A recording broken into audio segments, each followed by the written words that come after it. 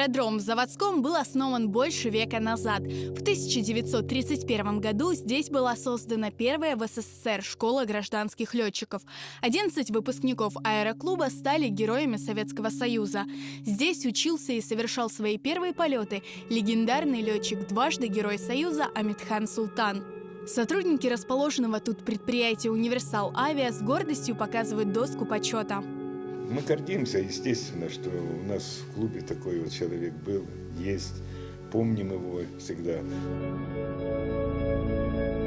В Заводском по сей день совершаются полеты, прыжки с парашютом, здесь работает станция юных техников и проводятся экскурсии для детей.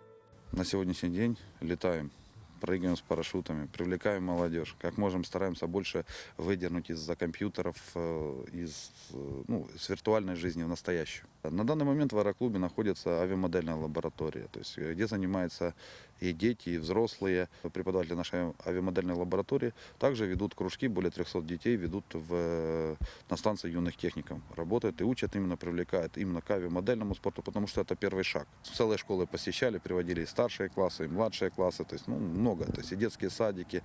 Однако жить аэроклубу на этой территории осталось, видимо, недолго. Власти планируют возвести на месте летного поля новый микрорайон на 18 тысяч квартир.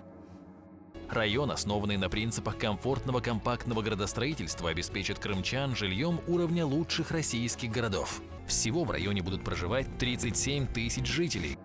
Экологи говорят, застройка аэродрома нанесет Ахмеджиту серьезный вред. Сейчас свободная от зданий территория Заводского работает как природный очиститель воздуха крымской столицы. Именно через аэродром уходят выхлопные газы, которые скапливаются в центре города. Экологическая экспертиза 2002 года,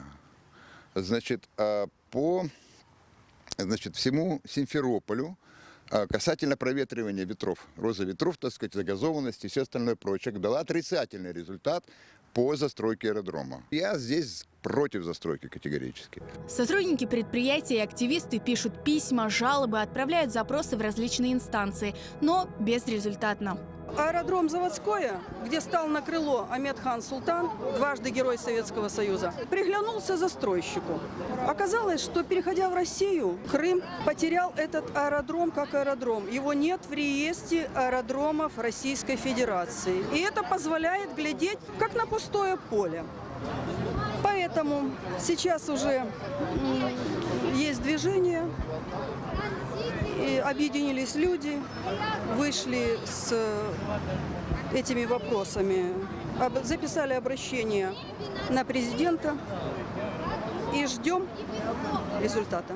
То, как мы примем или не примем ту позицию, которую нам навязывает наше руководство крымское, зависит от того, быть этому полю или не быть. Я считаю, что это стратегическая ошибка застраивать это поле. С точки зрения транспортной логистики, с точки зрения развития Крыма как туристической мекки, это неправильно. Тут парадокс такой произошел. Ведь это поле попало в границы села Перово. Я депутат Перовского сельского совета. Депутаты не принимали никаких решений по этому поводу, чтобы вы понимали. Заказчиком генплана, насколько мне известно, была Симферопольская администрация. Застроив поле, мы, может быть, это и получим сиюминутную выгоду там, на 10-20 лет. А что дальше для поколений? Застроив это поле, мы его потеряем навсегда. В Крыму уникальная погода. У нас практически из 360 дней 300 дней это способствует развитию подготовки либо парашютистов, либо летчиков. То есть это уникальная погода в течение года. Причем вот этот аэродром у нас уникальный как? У нас таким образом вот эта полоса, что у нас построена, сделана, уникальная. Начинается ливень, и буквально проходит дождь, и через полчаса мы можем работать. У нас нету вот этой грязи, как в средней полосе России, нету этой глины. То есть мы через полчаса после окончания дождя можем продолжать взлетать и принимать самолеты, отправлять самолеты. То лично я обратилась ко всему авиационному спортивному сообществу. Мы выступаем на всех общественных площадках. Это Facebook, это ВКонтакте, это всевозможные снятия видеороликов. Конечно, будем бороться и будем также привлекать все общественные силы, все возможные. И люди откликаются. Авиацию вообще, самолетный спорт практически убили. Ну и сейчас парашютный убьет, и моделизм, и все. Власти Крыма решили перенести аэроклуб «Заводское» на территорию Симферопольского аэропорта. Местное авиапредприятие называют убыточным. На 188 гектарах его территории собираются реализовать инвестпроект стоимостью 75 миллиардов рублей.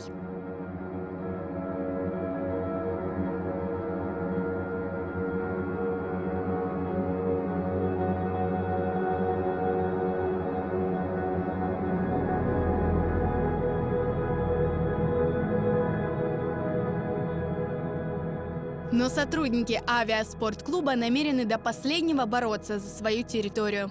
Есть в планах застроить данный аэродром, то есть многоэтажными, многоквартирными домами. То есть, опять же, то, что сказать за себя, мы будем летать. За аэроклуб я буду бороться вообще до последнего. Тем временем, кроме Заводского, крымские власти планируют застроить многоэтажками еще 9 больших площадок на полуострове.